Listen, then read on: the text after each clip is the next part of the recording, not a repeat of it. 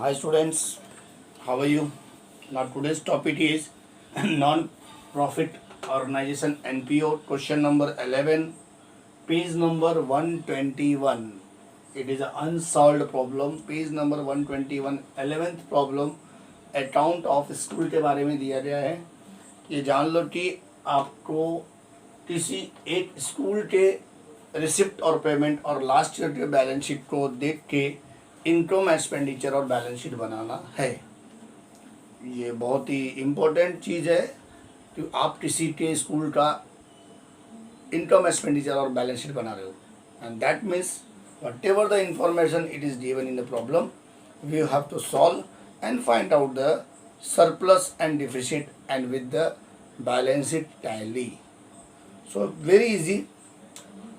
11th problem चल रहा है, आप सबको तो पता होगा लाइन ड्रॉ करने को, income expenditure and balance sheet, वो आपको रेडी रखना है। बैलेंस शीट इसमें दिया है पेज नंबर 121 में। Capital fund 6,43,000 it is given in your problem. This will come to the balance sheet liability side. आप पेंसिल ले लो, टेक्स्ट बुक के सामने आप, मैं बताते जाता हूँ कौन सा जिस तरह आएगा वहाँ पे लिखते जाओ, यानी आपका फिर पोस्टिंग हो जाएगा। और आज सिर्फ पोस्टिंग, रिसिप्ट, पेमेंट और बैलेंस शीट का ही लेक्चर मैं लूँगा, और इसी तो आप पोस्टिंग करके रखो। एडजस्टमेंट मैं आपको होमवर्क दूंगा, और कोई भी नया एडजस्टमेंट नहीं है, सब जूने एडजस्टमेंट हैं विच इज़ वेरी सिंपल। और मैं देखना चाहता हूँ कितने बच्चे इसको सॉल्व कर पे आते हैं, क्योंकि ये सारे एडजस्टमेंट लास्ट 10 प्रॉब्लम में मैंने बताए हैं। ठीक है, let's start now. Capital fund 6,43,000 कहाँ पे आएगा? कैपिटल फंड में आएगा। कैपिटल फंड कहाँ पे आता है? It will come to the balance sheet liability side. Then cash in and cash advent will never come, क्योंकि ये लास्ट ईयर का इन्फॉर्मेशन है, वो लास्ट ईयर का इस साल के बैलेंस शीट में नहीं आता। बिल्डिंग 4,50,000 लास्ट ईयर था, तो इस साल में बिल्डिंग परचेज किया है क्या? नहीं, ये आएगा बैलेंस शीट के एसेट साइड में। फर्नीचर 72,000 इस साल कोई फर्नीचर परचेज किया है, यस 50,000 परचेज किया है, तो कैसे लिखेंगे? आपको बैलेंस शीट में जाना है, and then you can write furniture, पहले लिखो 72,000 इनर कॉलम में, फिर प्लस परचेज लिखो उसके नीचे, और फिर लिखो 50,000, और फिर अगर डिप्रिसिएशन कुछ है तो माइनस करना है आपको, एडिशनल ऐड करना है। सेल तो किया ही नहीं है, तो ना जो परचेज किया वो ऐड होता है, और जो सेल होता है वो माइनस होता है। वो सेल नहीं, इसलिए ऐड ओनली परचेज, तो परचेज ऐड कर देंगे।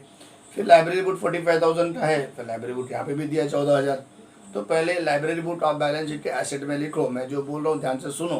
First you can right balance sheet में जाके लाइब्रेरी बुक ₹40,000 इनर कॉलम, फिर नीचे वाले कॉलम में लिखो प्लस परचेज, और फिर पेमेंट में जो लाइब्रेरी बुक का दिया है 14,000 वो उसमें ऐड करो, यानी 45 और 14 ऐड करके उसको इनर कॉलम में लिखो।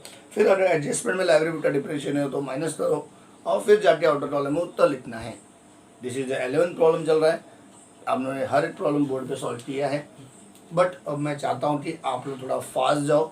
मैं आपको प्रॉब्लम पूरा डिटेक्ट कर देता हूँ, एक्सप्लेन कर देता हूँ।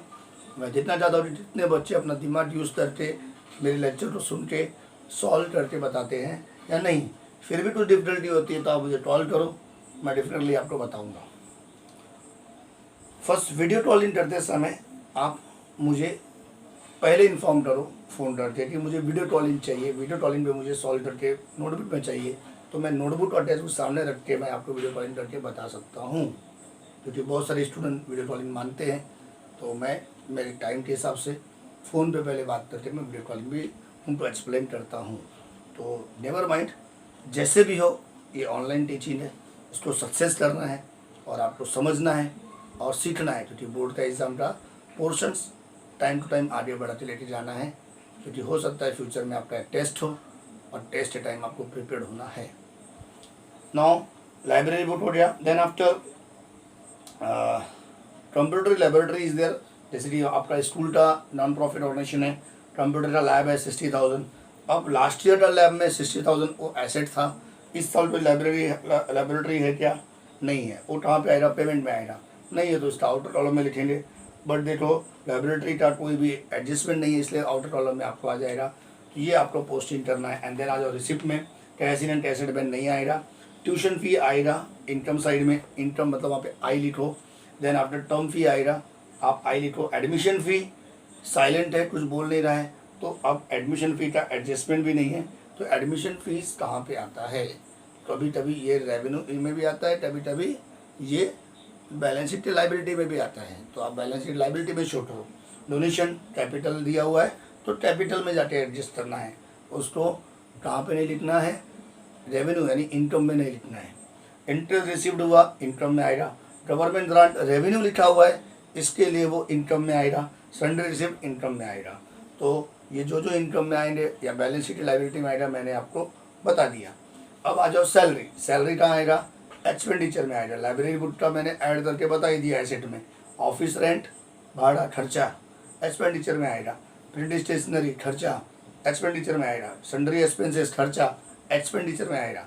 ये सब आउटर कॉलम में लिखते जाओ, और ये जो लिखते जाते हो आउटर कॉलम में अच्छे से, तो आपको हाफ या 1/4 मार्क बोर्ड में मिलते जाते हैं। ये मुफ्त का नंबर है, सिर्फ देख के पोस्टिंग करो और मार्क्स लो। देन इंश्योरेंस एडजस्टमेंट नहीं है, आउटर कॉलम में आएगा, एक्सपेंडिचर में आएगा। इनकम एक्सपेंडिचर के डेबिट साइड में आएगा। देन इंश्योरेंस हो गया। स्पोर्ट्स एक्सपेंसेस दिया हुआ है, ये भी आपका उसी में आएगा। एनुअल गैदरिंग एक्सपेंसेस है, वो भी उसी में आएगा। स्पोर्ट्स मटेरियल नहीं बोला है, नहीं तो आप लोग बोले सर स्पोर्ट्स का सामान ले लिया तो वो तो एसेट हो गया। नहीं, material is different, expenses different. Annual gathering किया, उसका खर्चा इनकम एक्सपेंडिचर के डेबिट में आएगा। फर्नीचर एसेट्स में आएगा, वो ऐड हो जाएगा। रिपेयर्स इनकम एक्सपेंडिचर के डेबिट साइड में यानी एक्सपेंडिचर में आएगा। बैलेंस इन कैरेट दिया, cash in and cash event, ये आपका एसेट्स में आएगा। आउटर कॉलम में आप लिखना है 4,800 एंड 70,000।